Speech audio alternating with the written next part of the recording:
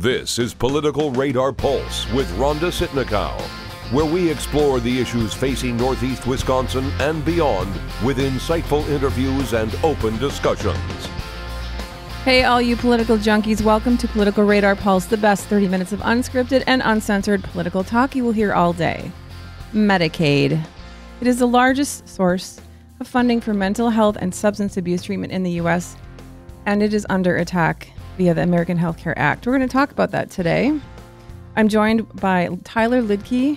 Tyler is an alcohol and other drug abuse, AODA, case manager and recovery support specialist for Brown County. Welcome to the show.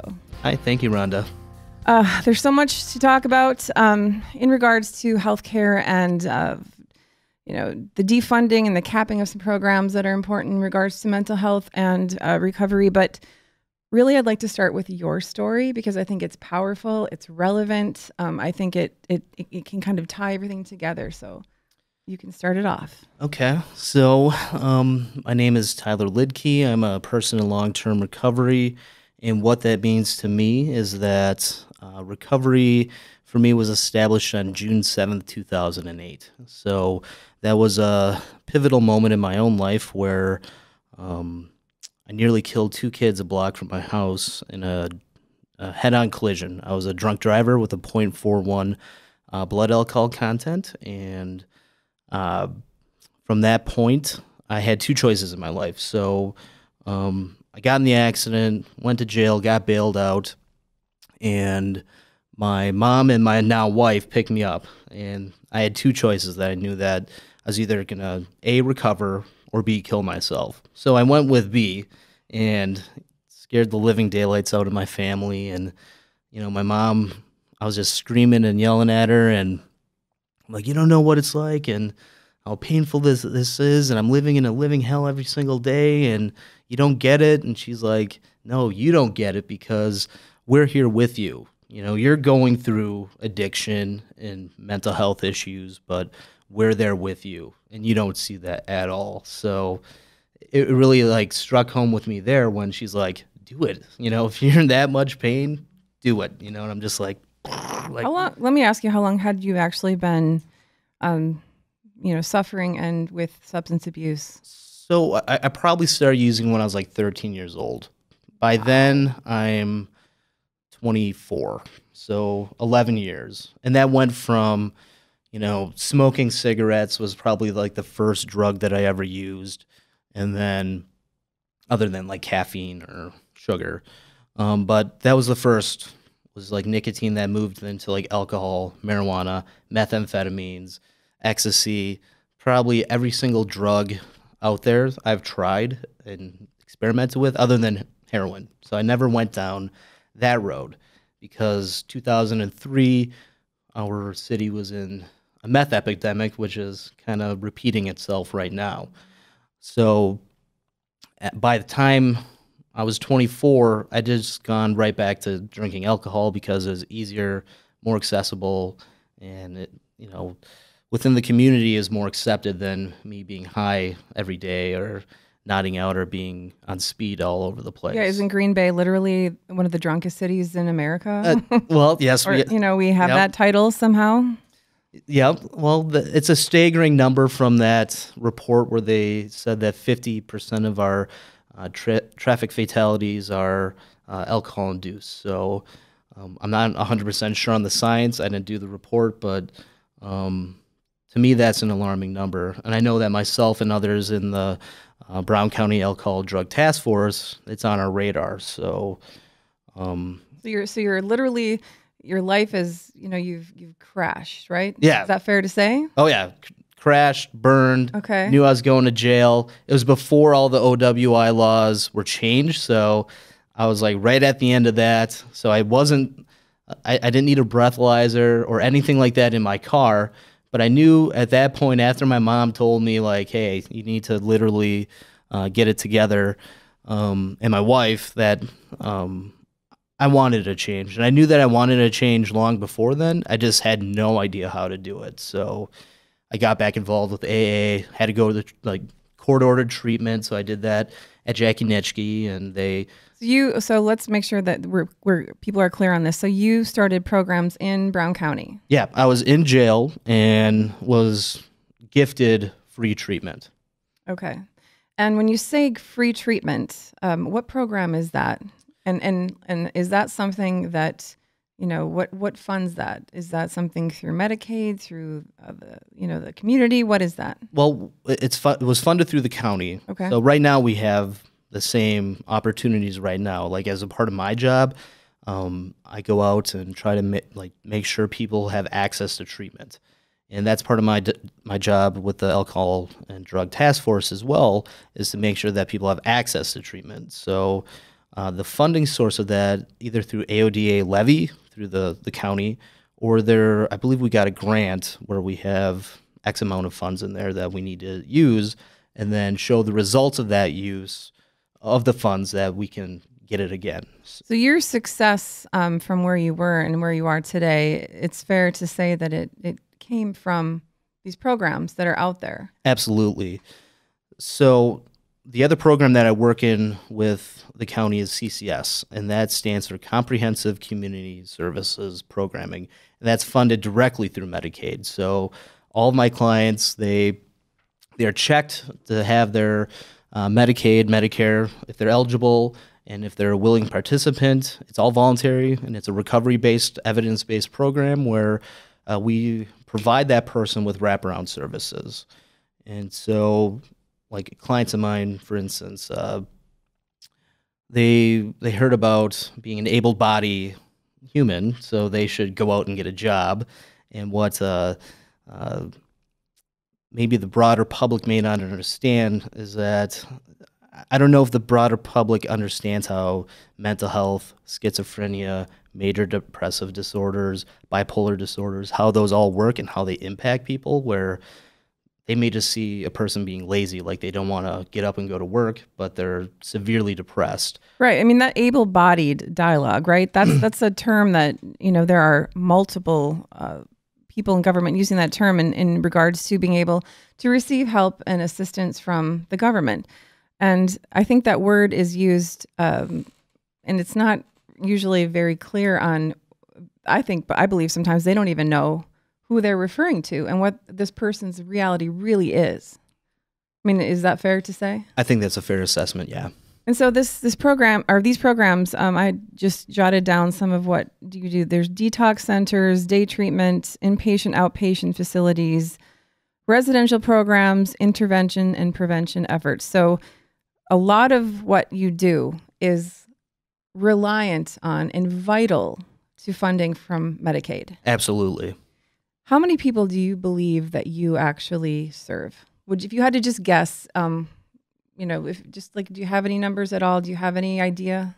Well, I serve about 30 people. Personally? Yeah, that's my caseload, and then that's ever revolving because if a person goes to Bellin or Willow Creek or St. Vincent's or St. Mary's, then they get on my radar, and then I make sure that they get access to treatment as well. And that may take multiple times for them to go through treatment to get it. So with my own story, Jackie Nitschke was not my first treatment. That was my 5th treatment, and that was my 5th time for me to actually get it. Every time I went to treatment, I learned something new and learned something new about myself. But a lot of historical trauma within my own life that I never dealt with, a lot of other issues that happened in my life that I wasn't ready to deal with, that I was self-medicating with alcohol and drugs, that I just wasn't ready to do it yet. And that's kind of the thing where, as a counselor, I need to make sure that the other person is ready. And I can push them so far, but it may not work. But hopefully I can give them enough tools that they learn something that they keep building on this success. So, I think I average an OWI every year and a half. So it's been 9 years. So I'm happy to have broken that trend. I mean, is it your opinion that if you did not have access to these programs that were and are continually funded through Medicaid, that you would you be alive? No, I know I'd be dead. I didn't expect to live after 27, and that unfortunately was like a goal. And it sounds absolutely crazy to say that now, but when you're in the midst of being sick, it's a scary, dark place, and people do not understand that. So getting the access to treatment and making sure that funding is there is absolutely vital, because it may not take the first time. It may take multiple times. A person that I worked with in prison, she was like another recovery support specialist. It took her 15 residential treatments. And it's like, what if we gave up on her on the 5th? You know, she would have never recovered, but she did after 15. And these are people that have come out and actually they're participating. How many people are out there that are not even participating, that aren't even, you know, willingly going into treatment and to counseling and anything, all these programs that are out there? There's got to be a ton of people out there. Well, look at it like this, where there's like, what, 360 million people in the world, in the United States. 10% of the population has a substance use disorder, and 80% of them have a mental health illness with that. So 36 million people have substance abuse issues, and I don't know the sports math on that, but well, it's a lot. 30 million people are being not treated, you know. Okay, and not only that, so now the lifeline that can you know, that's out there for these people, right? Mm-hmm. At a time when we really have this, there's a huge opioid crisis happening. I mean, right. No one can deny that. Mm-hmm. But what we do know is that the American Health Care Act, as proposed, went through the House. Mm-hmm. You know, our Congressman Mike Gallagher said, I don't like the bill, but let's do this, right? He and others voted it through to the Senate to, I don't know what they're going to do with this, but as it stands, they're capping funding, they're capping the enrollment members. I mean, they're asking the states for block grants, which we know what happens with those. Mm-hmm. The bottom line is it doesn't cover the need. If you do the math of that, what's out there does not cover the need for what we have. So what's your fear? Like, literally, what do you think is going to happen if that bill itself, if they don't put some of that funding back, the mechanism to fund Medicaid? You know, Medicaid covers so many programs, but in this regard to substance abuse and mental health, what is it going to look like? My fear is that my clients and the people that I work with, that basically society just casts aside, mm-hmm. that they're going to lose everything and they're going to decompensate. And that what that means essentially is that their illness is going to take over. They'll stop taking medication because they won't have access to it. They'll lose housing. They'll lose food. They'll lose all their basic needs, which is what my program, it entails. All of that. It's comprehensive. It's food, housing, work. You know, it's not that they just get on services and they just sit on their butt all day. They have, if they're able and if their symptoms allow them to, then they can go out and get a part-time job and still have their Medicaid and financial assistance as well. So my fear is that there won't be enough people to treat that. And there's already an issue with that right now, where my profession is it's an aging profession. Not a lot of people want to, like, oh, I can't wait to go be a drug and alcohol counselor, especially within this environment of Green Bay, Wisconsin. And how do you, I just need to ask you, yeah. Okay, how do you, having been through all that yourself, how do you not absorb all that energy? And that's why I go to Florida and go on vacation, and I hunt and I fish, and that's what the gift of recovery has given me, is that before, all I ever knew was getting high and getting wasted, and that took over my life. And that's all my life was. That was before everything. Like before my family, before myself, before any of my goals, dreams, aspirations, that came first.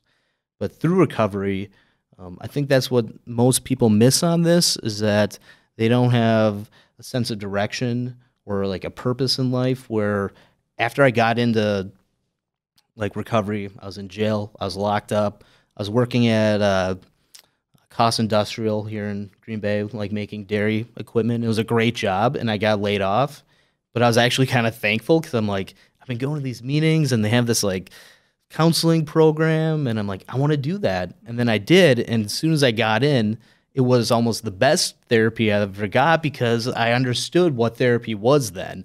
Like, oh, this is what I'm supposed to guide people towards.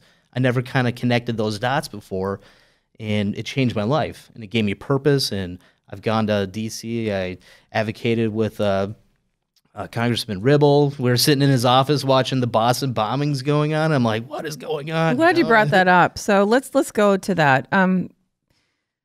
Because we're dealing with what's happening today. So you were, Congressman Ribble was representing, at the time he was Congressman, Wisconsin. So, this problems are still there, needs are still there. What was his take on healthcare and substance abuse and mental health care in regards to funding and Medicaid? Where was his position? I don't know. I'm asking you. He was the most open out of all of the legislators that I've ever met. So he kept having us come back to D.C. or meet him here in Wisconsin, and he was open to growing that.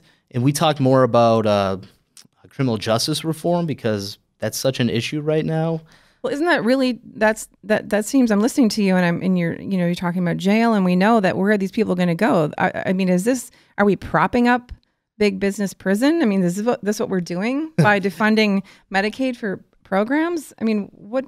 Right, but hopefully with I think Mike Shera out of Oshkosh, he's proposed lengthening treatment for 4th, 5th, 6th OWI offenders, and hopefully maybe that could even come out of Medicaid funding and growing and expanding that. I know Judge Zeidmolder here in Brown County is spearheading an OWI court, and I much rather see people go to OWI courts and drug courts, mental health courts, rather than going to prison, because I was literally 6 inches from a double homicide, vehicular manslaughter, and I didn't want to do prison. I've been to many jails before and gotten nothing out of it. And working in a prison, I know that the access to funding and for treatment is extremely difficult for them to get in that setting, where I much rather see people get treatment outside of jail and to kind of end the stigma behind and around all of this, because that's what it is. It's stigma. Like what I said in the intro, a guy like me is not supposed to do a job like this, I'm a third-time OWI offender, and I'm a drug addict and a junkie. I know, but you say that, but I feel like that's what someone that is dealing with that. You have empathy, you have understanding, you have been there. Right, I have been there.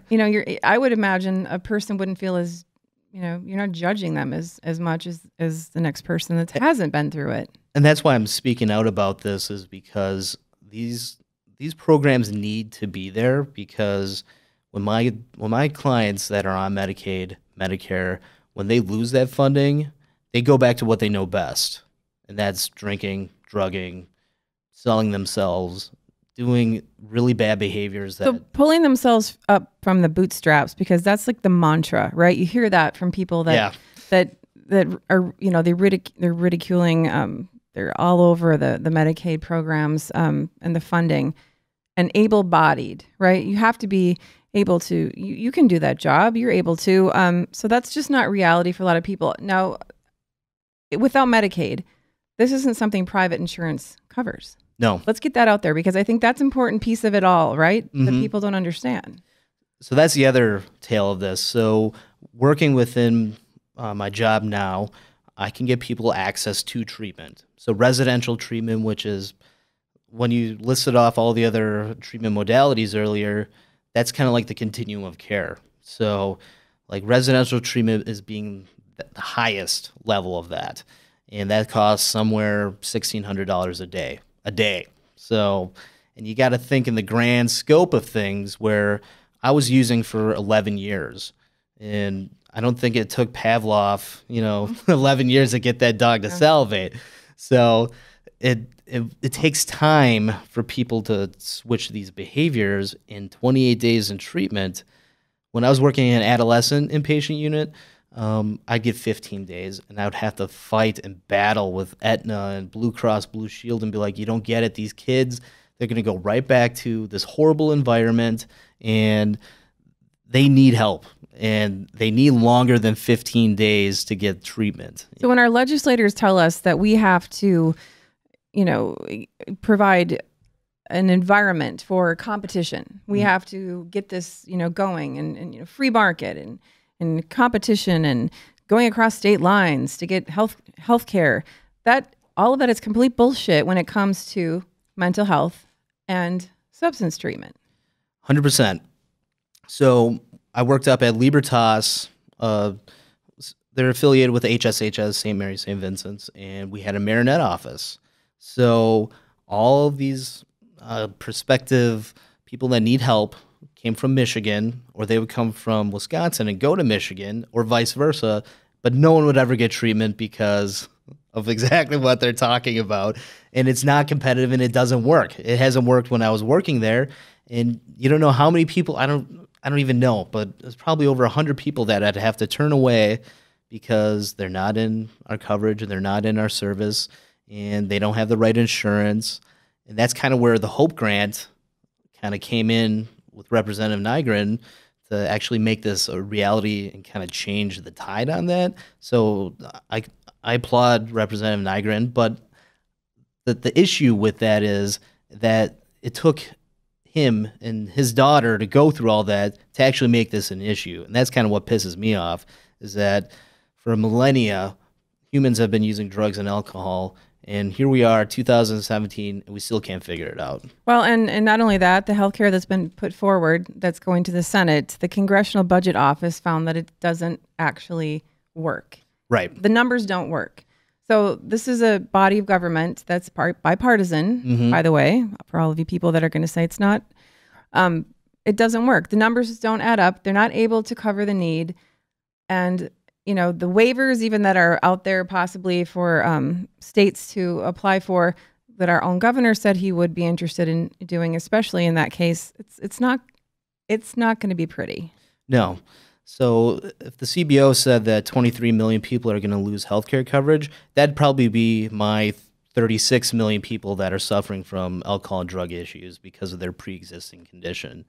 So it's a tragedy that this is going to probably happen. And this is not getting enough, I don't believe, enough airtime. We're hearing all kinds of, you can keep your doctor, and you can, all these sales pitch lines that they're throwing out there. The Republicans are doing this, and what you're really not hearing are these stories about how, like, lifelines for people's lives will be gone. They'll be eliminated. That's why I wish our representatives had the guts to actually have a town hall meeting and actually be able to hear from the people that essentially they're going to rape and pillage from, and I use harsh terms because this is the reality, where I work with people that have to live in a dumpster and that get nearly crushed to death in that dumpster because they can't have access to Medicaid or Medicare. And are you referring to, and if you're not, obviously we can talk about the latest lovely happening in Green Bay. There was a homeless man that died in a dumpster. That's so unfortunate that this is happening. I'm assuming there are other situations like that we're just not aware of. That one was very newsworthy, and people have been talking about it. But, hearing what you're saying, knowing what the numbers look like with the American Health Care Act, there's no way that there isn't going to be more of that. It's impossible. It's going to happen. People aren't just going to magically just, cure themselves, and it's not happening. No, I read the Facebook posts and people's responses, and it's always the same old pull yourself up by the bootstrap. But I want to challenge those people, like, okay, are you really going to hire this person and give them a chance? Probably not.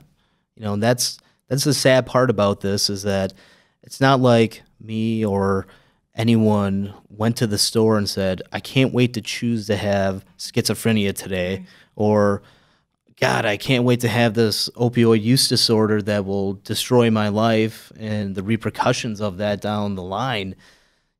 People will say that, yeah, drug addiction is a choice, which, yeah, it starts out as a choice, but as that progresses and the genetic factors into all of that, and the behavioral factors that go into that, I think that's the part that they miss, that it changes your brain, it changes your chemistry, and it's game over. You can't go back from that. Well, and you had mentioned that it's not just isolated. It's not just you, the person that's suffering. That disease spreads to family, to friends, possibly to coworkers.